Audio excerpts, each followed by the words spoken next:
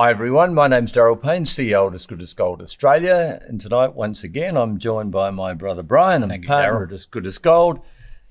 And this evening we interview Alasdair Macleod, advisor to As Good as Gold Australia. Good evening, Alasdair. Good evening, how are you? Very well, Alasdair. It's a cold night in November, and if the clients who don't know what it's like in November in Australia, it's usually very warm. So for whatever reason, it is cold tonight, but we are warm enough to keep going. And we've got about a week of it ahead of us. We have about a week of rain in front of us. Yeah. So I left my car at home tonight, Alasdair, and drove my wife's car down to do the interview. She doesn't look after her car anywhere near as well as I do. Uses it as a battering ram. Yeah. Where have I heard that one before? Alasdair, look, I have said it before and I'm going to say it again. We are living in a world gone mad. Inflation is now seriously rearing its ugly head. It's everywhere. Food, energy, transport, property, it's everywhere. And the vast majority of the population have been completely ignoring all the fundamentals while this has been going on. And I believe that there's going to be a very huge price to pay for this, Brian, Alasdair, and I don't think we've got long to wait. I agree. In fact, I think the shift is on. I mean, I look at the Dow last night, it's down 240 points. Gold currently trading in US dollars over 1860, and silver in Aussie dollars, we're looking at just over, about 34.50, 34.60 at the moment. So it's up $4.60 over a period of 6 weeks. I wouldn't be surprised, Brian, and I've been sharing this with clients, I would not be surprised to see it repeat that over the next 6 weeks. Nice Christmas present for everybody that's into precious metals. Only for the ones who have already previously bought it. The others have better get on board. The others have got to get on board, and they've also better get on very quick because, yes, they will have a very good 2022, but you've got to buy the metal.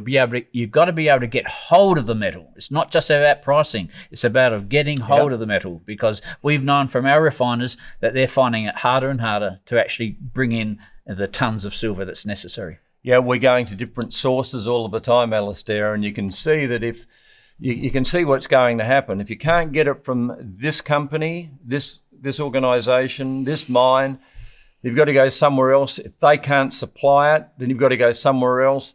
And eventually when you find a supplier, it's supply demand, isn't it? So the price automatically goes up as the demand increases. And this is where we are at the moment. So what I've noticed, Alasdair, is I see fear. I see fear in people's eyes, and I feel it when they're talking to me. I've never picked up on this before, or to anywhere near the degree I am at the moment. So what I've noted, and Brian's the same, of course, that people are desperate, absolutely desperate to get their money out of banks.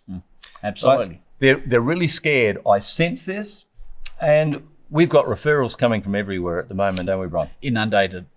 So, you've got people losing their jobs, non-vaccinated people automatically losing their jobs.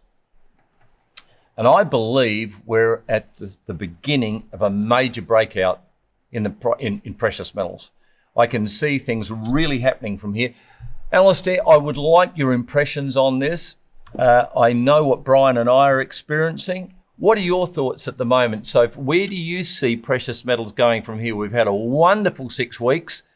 What do you see from here? It's really, I think, being driven by the beginnings of a realization that things aren't sort of quite as we might hope to be. I mean, we've got this persistence of price rises, as you pointed out, things like petrol. I mean, in Europe, we've got real problems with gas supplies. We're having to turn to Mr. Putin for salvation, and there's a big reluctance to do that amongst some of the Europeans. This The problem, I think, with inflation is that people think inflation is just rising prices. It is actually the result of inflation. Inflation is something that happens earlier, and it happens to money, and it happens specifically to currency. When you expand the quantity of currency dramatically, then what you will find is that it affects its purchasing power down the road. And down the road can be anything, between sort of weeks and months and maybe even a year or two. The effect of that basically is reflected in rising prices for everything. And this is really what we're waking up to. I mean, we have seen a massive expansion of central bank money since 2008. I mean, if you look at the combined balance sheets of the Bank of China, the Bank of Japan, the Fed, the ECB, and the Bank of England, their balance sheets have expanded by over 600%. Yeah. And of that expansion, the bulk of it has been in the last 18 months. I mean, it's just literally taken off. Of course, the mechanism by which these balance sheets expand is usually quantitative easing. And this is quantitative easing basically is injecting cash into investing institutions in return for government debt, so that the central bank ends up with government debt on its balance sheet and there is more money in circulation. But the money in circulation is going into the economy in two ways. I mean, the first way is it is going into investing institutions, which explains why bond yields remain low, and it explains why stock markets have been high. Before I look at the other side of that, we need to comment on the situation with respect to tapering, because the Fed in its last FOMC meeting agreed that it was going to taper its quantitative easing of 120 billion a month by 15 billion a month. So in the middle of 2022, there will be no quantitative easing. Now, that is not a promise. It is not written in stone. This will be revised as things progress. Now, the reason this is important is that if you take away this monthly stimulus of 120 billion from the US financial system, financial assets, supporting the value of financial assets, those financial assets are going to start losing value. And if you get a bear market developing, first of all in bonds, it's going to make it even more expensive for the US government to fund its deficit. And not only that, but there's this mantra in central banks, which really started with the Fed, that the best way to keep an economy going is to keep confidence going. And the way in which you keep confidence going is you keep markets up. So we've got a situation where the Fed has indicated that it will reduce tapering, basically to satisfy its critics in the market. I don't think it'll follow it through, because I think at the first stumble in the markets, it will increase QE again. Because why? It ties market performance with economic confidence. If the markets fall, then there is the threat, if you like, to economic confidence. And on that basis, they will want to stimulate the economy even more. And their way of doing it is to up QE. So, but the thing that's fascinating about this is that it is exactly the situation, and I know I've said this before on your show, it's exactly the situation that John Law found himself in 1720 back in France. He had puffed up the Mississippi bubble to a point where the combined shares of Banque Royale and the Mississippi Venture were trading at, I think the top of it was over 10,000 livres, which incidentally was the currency for which he was the controller. So what he could do was he could puff up the prices or maintain the prices by issuing currency. He was acting just like a modern central bank. The problem was that when the stock started failing, he had to increased the production of the livre, the purchasing power of the livre went down, and it eventually collapsed in the second half of 1720. That's exactly the situation we have today. So we're leading to a situation where asset inflation, if you like, at the behest of the Fed, is going to just undermine the purchasing power of the currency. The other way in which it undermines the purchasing power of the currency is that the government, the federal government, raises money in the bond markets at super cheap rates, interest rates, and the institutions buy these, and the banks buy these bonds, and then that money goes into the general account held at the Fed. It's drawn down and then spent. I mean, we've had helicopter money, we've now got new infrastructure plans and all the rest of it. Some of the more wilder figures have been jumped on by the system. So we're not going to get that sort of 5 trillion expansion of infrastructure spending. I mean, that's reduced down to 1 or 1 and a bit or so, 1.5. But, nonetheless, that extra spending undermines the purchasing power of the dollar in the domestic economy. But they're all doing this. All the big banks, all the big central banks are doing this. So, yes, we have inflation. But what you're referring to, Darryl, about petrol prices and all the rest of it, is the symptoms of inflation. The real inflation has occurred and is continuing to occur. Because the other thing about increasing the quantity of money and debasing it is that in order to get the same effect in terms of government, the transfer of wealth from the private sector to the government, it's got to do it at an increased pace to keep the same, if you like, wealth effect flowing into the government coffers. And so we're on a hyperinflationary spiral. I mean, there is no doubt about that. And I don't think anyone can argue against that. So what does this mean for prices from here? It means that the notion that it's transient, which is, what all the central banks, all the major central banks are trying to convince us, the idea it's transient is completely wrong. I mean, there is a lot more in the pipeline from previous monetary expansion. And I mean, energy is just central to everything. And I just find it extraordinary that, you have this thing in Glasgow where, COP26, everybody turns up and they all say, well, we've got to do away with fossil fuels and coal and all the rest of it. Not actually realizing that, the prices are going through the roof. And the reason they're going through the roof is not because necessarily you and I are demanding it, but because what we price it in is being debased. But at the same time, we still need the energy. I mean, it's all very well saying that, by 2030 or something, we'll be carbon neutral. But I mean, I tell you what, it's getting cold in Northern Europe now. This is not a 2030 problem for ordinary people. This is actually very, very serious. And I mean, you've also got the supply disruptions, but from logistics with containers all in the wrong place. I mean, not very far from where I'm sitting here in Devon, I go 2 miles down to the sea and I can see container ships loaded up with containers at anchor. They can't get into the ports. And, how long has this been going on? It's been going on for over a year now. So, and there's no sign of that being fixed. I mean, there really isn't.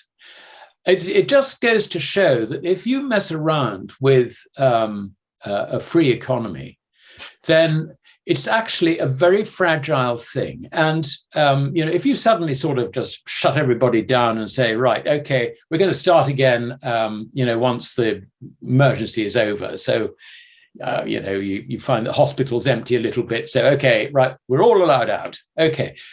We don't actually just continue from where we left off. There is huge disruption. And the result of that is that the disruption continues. It's against a background of just-in-time inventory management, which basically means nobody's got any stock on the shelves.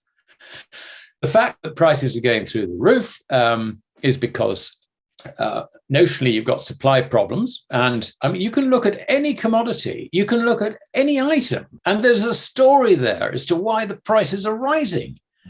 But what have they all got in common? What they've got in common is the quantity of money behind it has increased substantially without a commensurate increase in demand for that money. I mean, so its purchasing power just goes down. And that's actually what we're facing at the moment, Darryl. And coming back to precious metals, the only way in which you can get out of this situation of currencies really in the early stages of a state of collapse is by having physical gold and silver. And some of that, I think, you should have in coin, because you will spend it.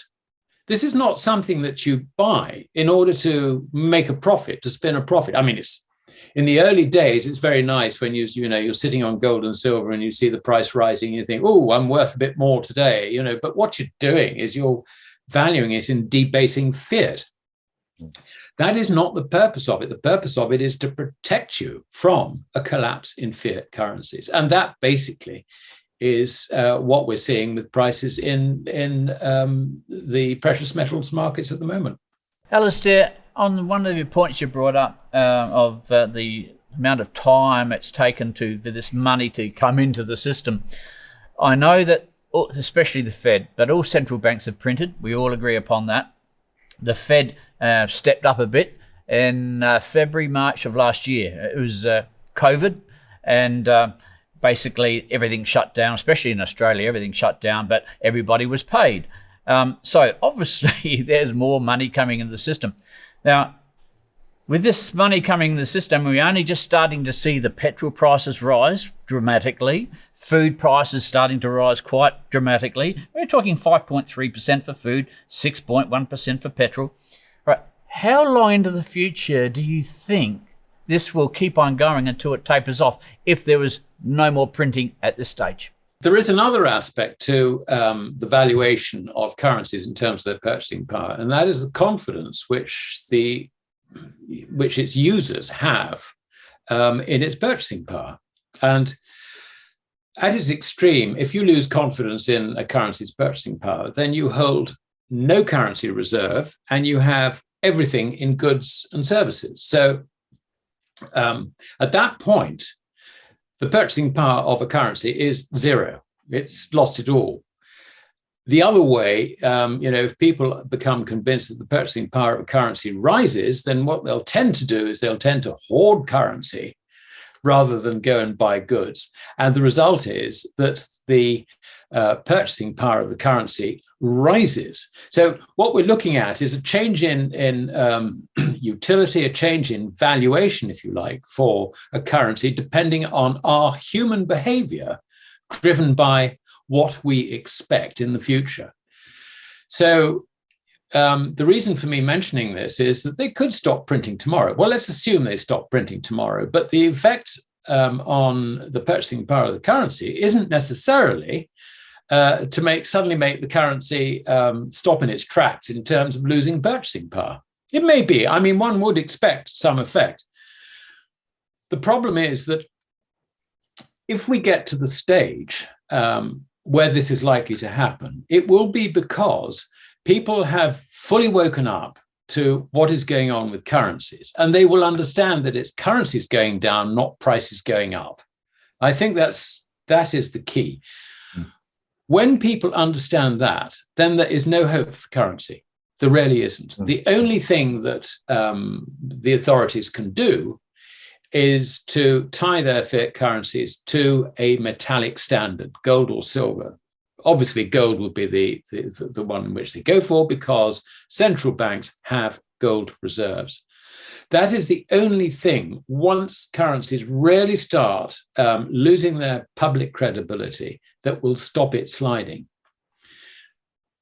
If they stop printing now, then they would stabilize the currencies. Of that, I have no doubt whatsoever, because very few people actually understand the link between all the money printing that's been happening and the effect on prices today. In other words, if you stop printing money, they would suddenly things would tighten, if you like, in terms of, what we do. We would find that the other side of stopping printing money is no more furlough schemes, no more unemployment schemes, no more supporting bust companies, no more supporting banks who have become insolvent, and so on. So actually what would happen is that the currency crisis would be replaced by a different crisis.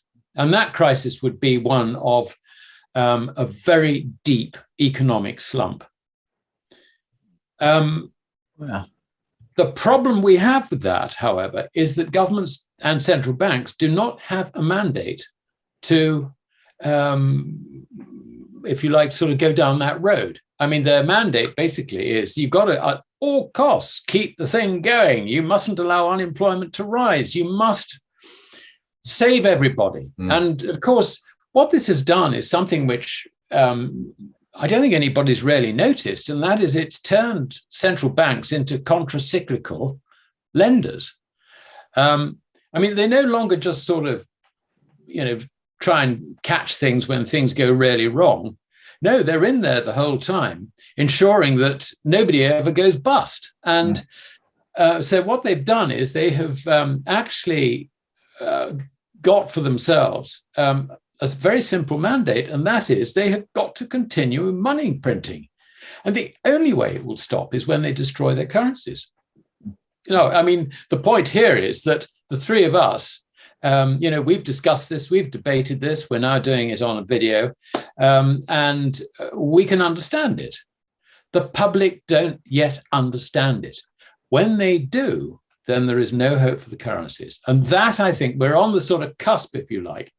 And I think the whole point about the inflation statistics coming out of America yesterday is that the people that we talk to, have really broadly, I mean, they said, yeah, very interesting, but they've dismissed what we've said as being not really relevant. I mean, you're an investment manager, you're dealing in bonds, you're dealing in equities, et cetera, et cetera. You can't afford to take the view you should not be in the market.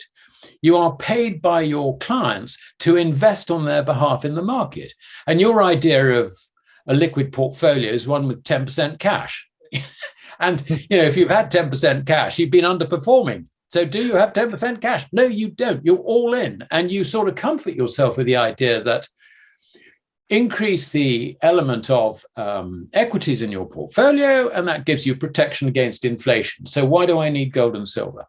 Well, they're beginning to find out that they need gold and silver. We saw with the very suppressed CPI figures coming out of the United States yesterday at 6.2%, well above the 5.8% expected, that this is a bit of a shock. And what happened? The gold price sort of just shot up, something like $40, $50 in the space of 30 minutes. I mean, it just did that, and silver with it.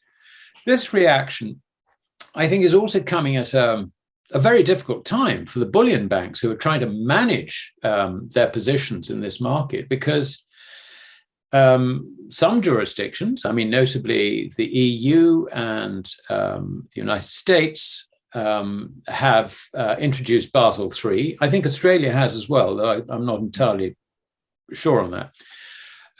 London is due to introduce Basel III, and we're talking about the net stable funding ratio element of it at the very end of this year, first trading day of 2022. The banks, I believe with the help of the Bank of International Settlements, are trying to regularize their positions because they have huge outstanding liabilities in the forward market and also in the futures market on COMEX. So they can't afford to be, they can't afford this to happen. I mean, I've looked at the open interest on COMEX, and it's risen. I mean, it's another 25,000 contracts overnight. It's gone up about 60,000 contracts in 3 trading sessions, and that's 60,000 short positions as well as long positions. This is hurting the system. It really is.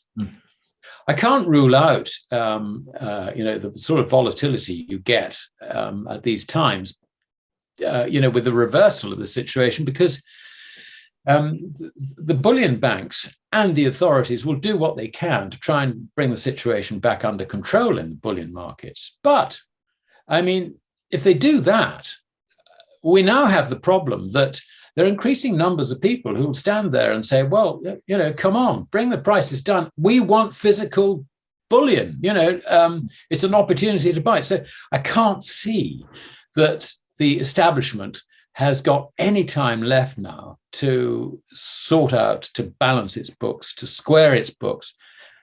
So this is likely to add to the volatility of the situation, which again feeds back into people's perceptions as to what's going on. I mean, when you see the price of gold, and I would not be surprised to see it, going through the previous high of August last year. When you see that, investment managers are going to be saying to themselves, "Well, hold on a minute. This is a very serious signal." And equally, you will find that central bankers will be saying, "Oh my goodness, we can't afford this to happen. Not only do we have a problem with bullion banks who are short, but think what it's doing to the credibility of our currencies." So you can see that this is a potential runaway situation. And to your point earlier, Darryl, you can only buy the physical when it is available. And my information about the Swiss refiners is that you want to go in there with an order of, say, for a ton or two of gold. I mean, it's just join the queue. I mean, they've already sold forward what they expect to process. So, in a sense, it's too late. I mean, the banks are desperate to replace their paper positions with physical positions. And the big banks, I mean, the JP Morgans of this world and all the rest of it, basically, gone to the refiners and said, right, we want everything that you can provide us over the next 6 months or whatever. That it's all sold forward at prices yet to be determined. Yeah, fine, okay. Or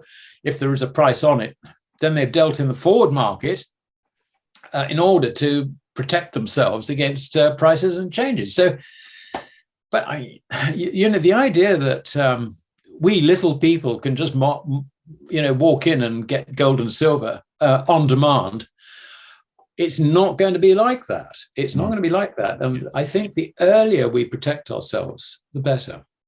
Yeah, well, when mainstream media start reporting it, that's when people start to listen to, don't they? I mean, Absolutely. Ridiculous as it seems. But if you're watching mainstream media, you're watching the news, and it's 1,860 US an ounce, and then it's a month later it's 1960 and they're reporting it, and then it's 2,060 a few months later and they're reporting it. That's when there's this convergence on precious metals with people who had no understanding before. But true. Mainstream media have to start reporting it, otherwise they look foolish because they're not presenting the news as it is, the information as it is. Exactly. Can I add? There's just another point which is a little bit of a wild card, and that is the degree to which people have moved into cryptocurrencies. I mean, I'm looking at Bitcoin at the moment, $65,000, and the last day or so it's traded up $68,000. I understand that the total capitalization of all the cryptocurrencies, of which there are over 6,800 now, which is amazing. Really? Compared with 180 state-issued fiat currencies, is around about $3 trillion. Now,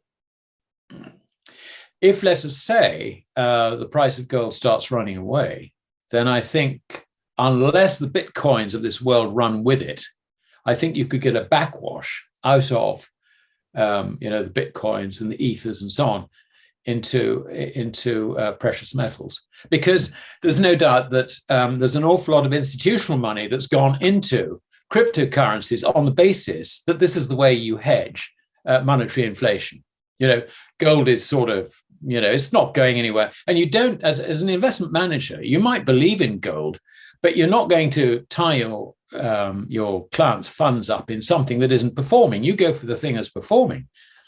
So there could be quite a backwash, I think, out of cryptocurrencies into, certainly precious metals paper markets rather than physical, though I would expect some of it to stick on physical as well. The last point I'm going to bring up, we're still on the same subject of inflation. I'm sure the people want us to move on, but I couldn't help but think about the difference between price inflation of fiat currency and the price inflation of gold currency. And I've stated a number of times throughout the years that we've been doing these videos the difference between a fiat standard and a gold standard. But I'd like your comments at the end, Alasdair.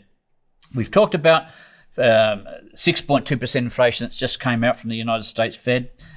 John Williams from Shadow Stats, he's basically he's done what we call the real inflation rate, somewhere between 12 and 15.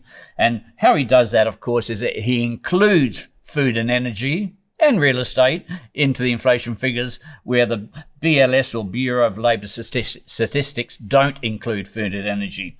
So no wonder they can keep it down a bit. But I look at the currency of a motor car, right? The price of a motor car. Everybody needs motor cars to get around, and I did some history. This is about 3 or 4 years back. It's even more pertinent today. So Henry Ford produced a Model T Ford in 1908. He produced it for $385. And now the Ford motor car in cash, or in dollar terms, is approximately, in Australian dollars, it's about 40,000. In US dollars, about 30,000. But if you have a look at the price of gold and the price of currency, you'll find that in currency terms in both countries, that inflation has been over 110 years at 10,500% inflation. Now, let's have a look at gold, and let's see the power and the best currency that we may be able to talk about. So Model T Ford came in at $360 or $380, but in actual gold to buy, and we were on a gold standard America was on a gold standard in 1908, right? It cost 18 ounces of gold. That's what it was cost. $20 an ounce for an ounce of gold. 18 ounces, $360. I've moved forward, and this is where I convert to Australian dollars, but we will go back to US. All right.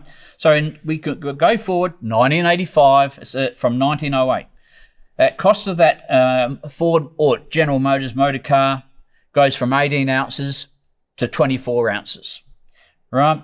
So there's a little bit of inflation there.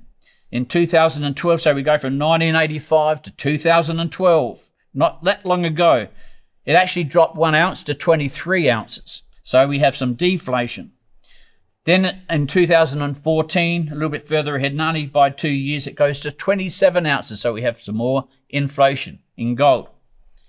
But incredibly enough, 2021, this year, with the price of gold rising, right, and obviously fiat currency out there rising as well, but the price of gold rising as it is, the price of that motor car in Australia and in America has dropped to 16.2 ounces.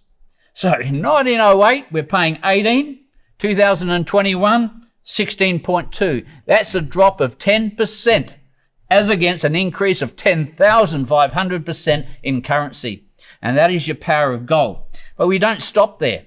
What we do, we have a look at sometimes the Jim Rickard's figures, and he says the amount of dollars that are being printed out there, especially in the United States, gold should be revalued under a gold standard, and this was only a 40% backing of the gold, and he says a minimum of $10,000 per ounce.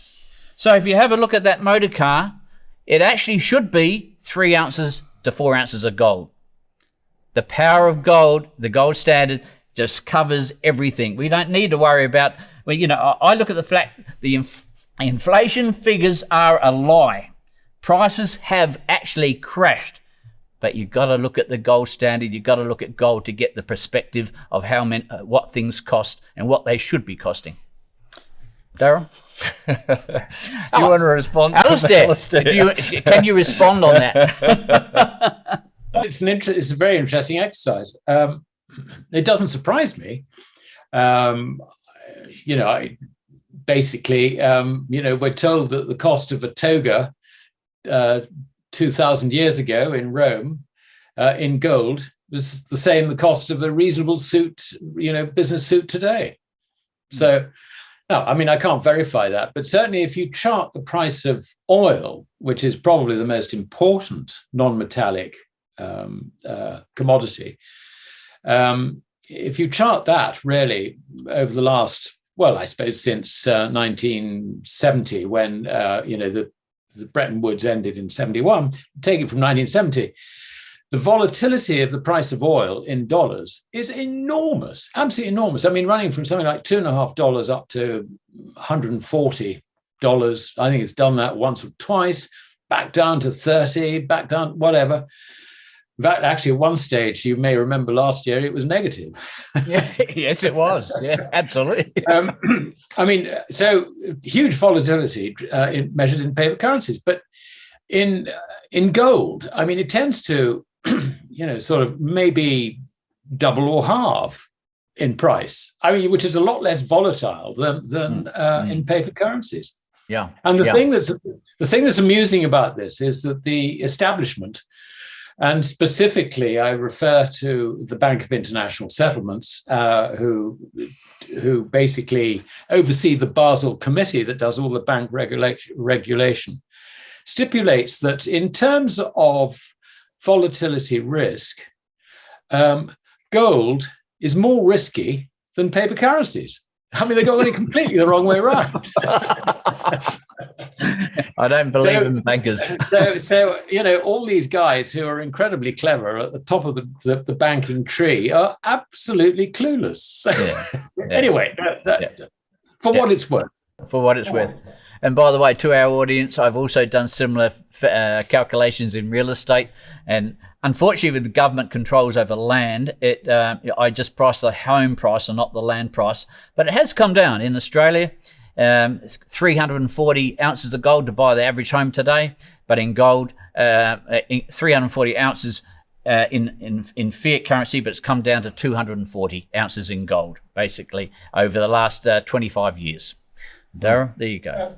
Brian, I've also got another story I love telling. I got this from an Austrian author called Stefan Zweig, who lived through the First World War and the subsequent inflations in Europe. I mean, in his case, Austria, but also Germany. And he was in Salzburg, which is very close to the German-Austrian border in those days.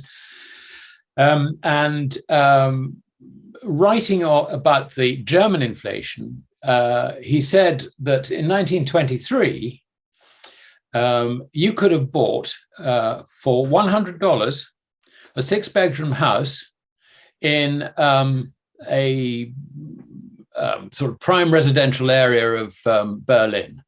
6-bedroom house, sort of really posh suburb of Berlin.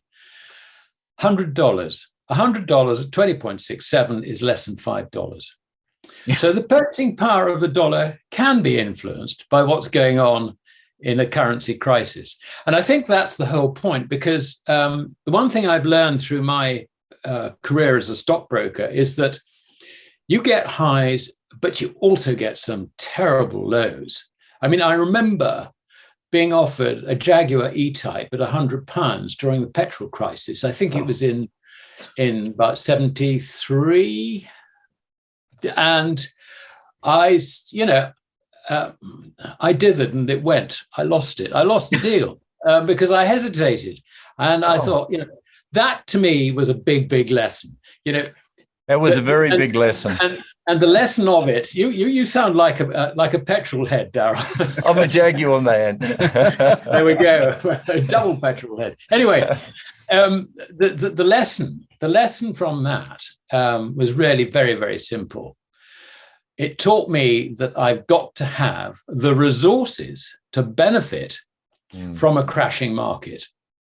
The way you really accumulate wealth, or whatever, however you want to measure it, however you want to describe it, is to have the resources to buy at the bottom. Yeah. I had a cousin who bought a country house shortly after the secondary banking crisis and property crisis in the UK in 1970. That would have been 73, early 74. And he paid something like, I think he got 500 acres of prime land with it and all the rest of it. And he paid less than £100,000. Now, that property was eventually sold for millions, absolutely millions. The lesson basically is you've got to have the money, and I'm talking money, not necessarily currency. You've got to have the financial resources to benefit when everybody else is selling. I mean, it's the famous Rothschild dictum, if you like.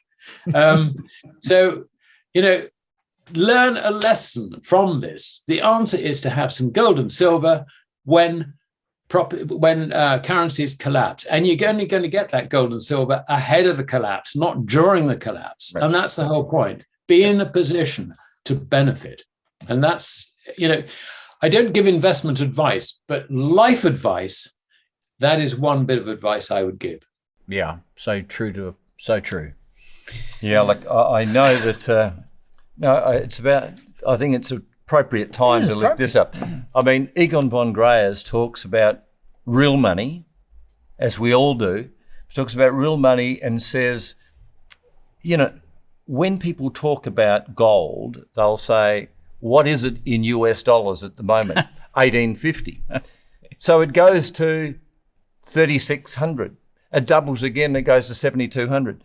Let's don't talk about where gold is going really in dollar value, in dollars. Let's talk about what you can exchange for it. That's the important thing. I mean, typical example, $100 trillion Zimbabwean. $100 trillion. These littered the streets in Zimbabwe. They clogged the gutters, didn't they? Yeah. Right? Yeah. The drains, because they weren't worth anything. So you could say an ounce of gold, 1,000 trillion of these, but that amounts to nothing. Yeah.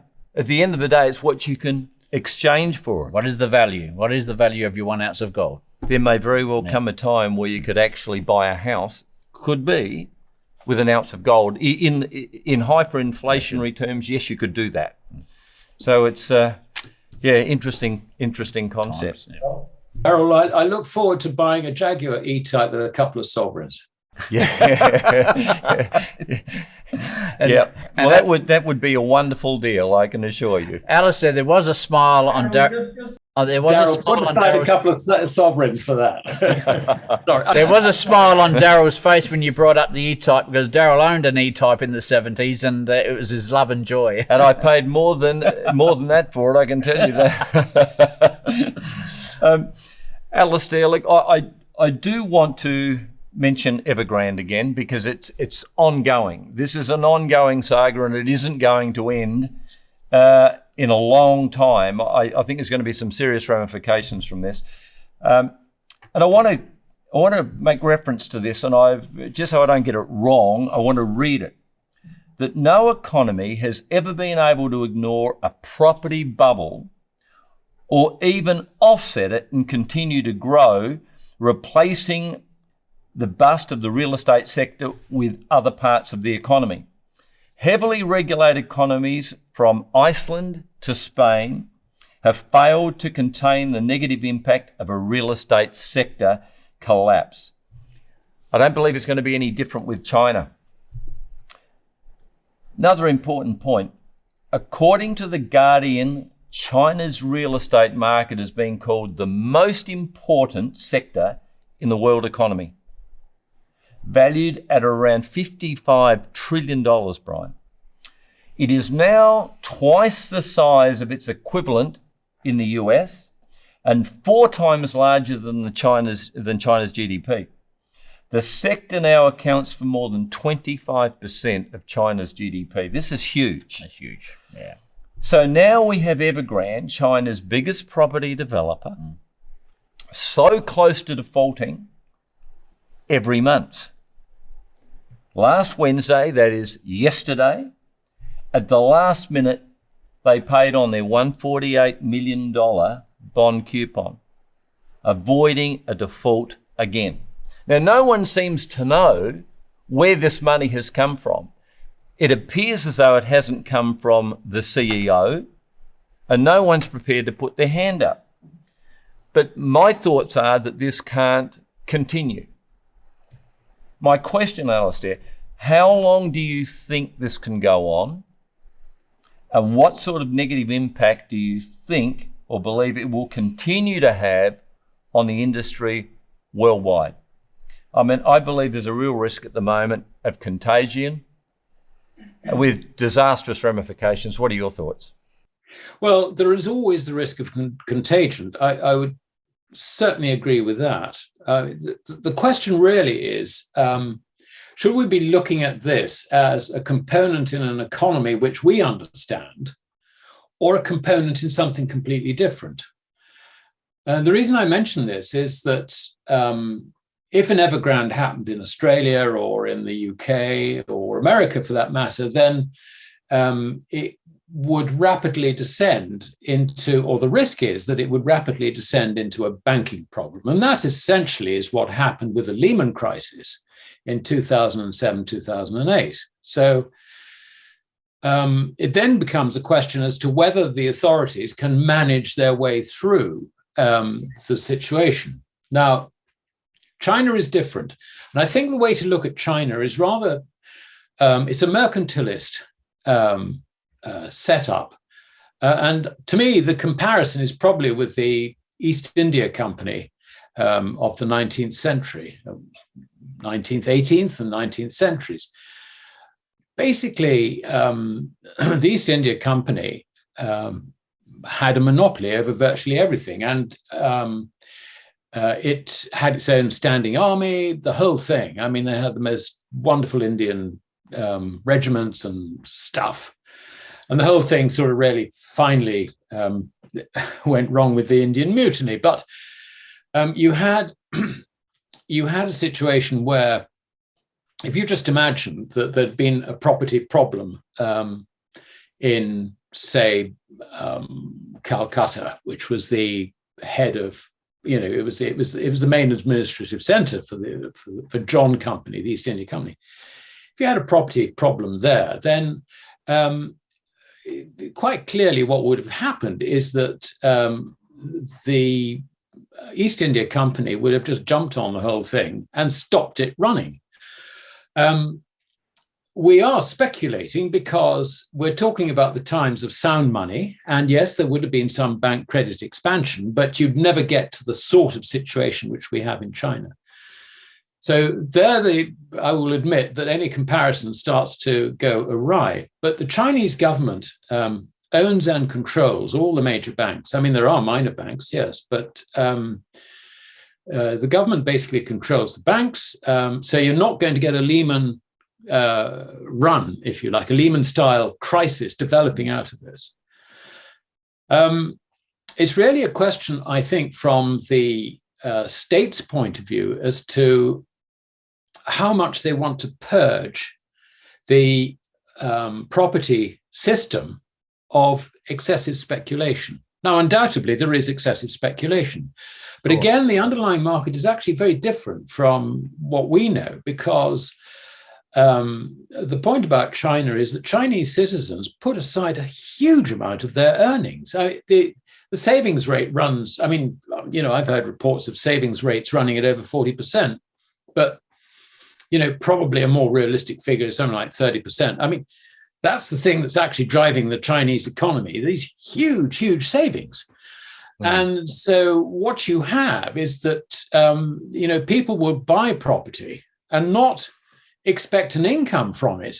They just expect it to be part of their pension fund, in 40 years' time or whatever. So you don't quite have the same mix of property speculation. You don't have all this mortgage finance, which is a problem in the West. I mean, if we get rising interest rates, I wouldn't be looking at China for this problem. I'd be looking at us. So, I mean, I think what I'm saying, Darryl, is that I think the situation is a lot more complex than just sort of transferring our experiences of a similar situation in the West into China. I think the outcomes could be very, very different. And this is why I've always been very reluctant to go along with the idea that, the next big financial crisis is going to have its origin in Chinese property. I think actually underneath the surface, we have got far larger problems. I mean, to my mind, by far the biggest problem in the world at the moment is going to be rising interest rates and the effect that has. I mean, the John Law effect I was referring to earlier, the effect that's going to have on financial assets, the crash in financial assets that will be inevitable, even if central banks decide that they're going to increase quantitative easing, increase money printing to try and save the whole system, whatever. That's not going to work. It's just going to destroy the currencies. Those, to my mind, are the real problems we face, rather than China's property problem, which is immense. I mean, I wouldn't play it down, but in terms of global effect, I think we've got actually far larger problems than that one. So, that's my view at the moment. Anyway, it may change. It may change. I mean, it was quite interesting because I was in correspondence with someone yesterday who was saying that a German company, which was due to get the dividend, presumably the dividend that you were just referring to, has commenced bankruptcy proceedings against Evergrande. And, now you tell me that they've paid on that, literally at the last moment. Yes. Presumably that was brought about by, this bankruptcy petition. So, the game goes on, doesn't it? Yes, the game does go on, and in very uncertain times. And I think from what you were suggesting earlier, Alasdair, that the Fed is out of bullets, really. I mean, yes, absolutely, yeah. They have nowhere to go on this, between a rock and a hard place. So I don't think there's ever been a better time to consider precious metals. In fact, I was speaking with a gentleman a couple of just 2 or 3 days ago, Alasdair. He's a good friend, but hadn't seen or hadn't spoken with him for years. Sometimes that happens. And he's one of the very big names in real estate in Australia, isn't he, Brian? Absolutely, he is. And I just thought I'd give him a call, see how he's going. And did so. And he responded. And we had a chat. Initially, we spoke about what he was doing, and he was doing very well. But he said, Darryl, I can see a crash coming. Absolutely no doubt. It just is becoming unaffordable. And then he asked me questions about our business, and I shared that with him. He said, just tell me a bit more about gold, Darryl. Just tell me a bit more. So I went through the gold versus real estate illustration, and I said, I want to be friends after this. I really do, but I need to share this with you, and did. At the end of the discussion, he said, Darryl, why has no one ever presented that to me before? Give me 2 days. I'm gonna put some thoughts together on this. We will be talking again, and we have. And he committed himself, I can assure you.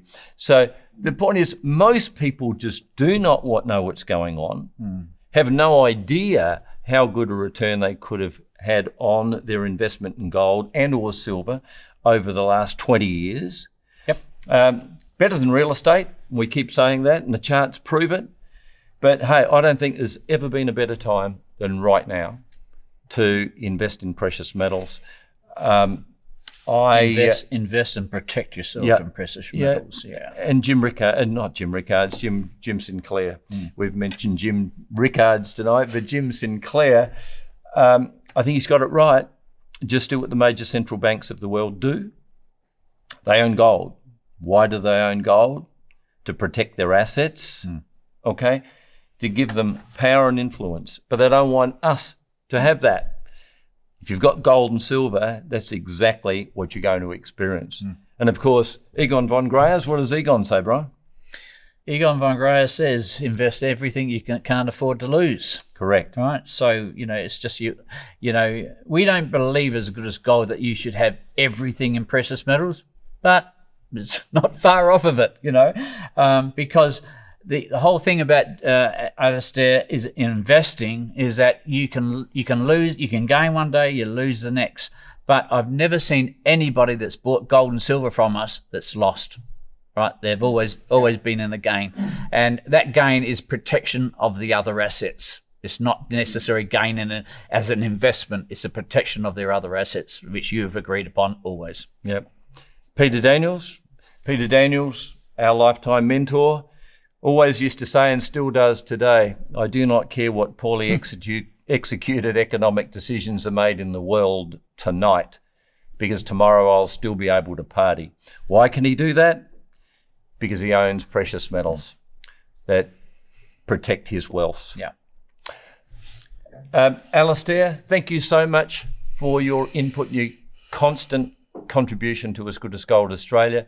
As an advisor to this company, your time, your support, your knowledge is very much appreciated. And we just look forward to an ongoing relationship with you for a long, long time to come. Absolutely. Thank you so much for that. We also thank our viewers and subscribers for their support of this YouTube channel. And I guess for right now, all I can say is stay well, stay focused, and goodbye for now. Goodbye for now.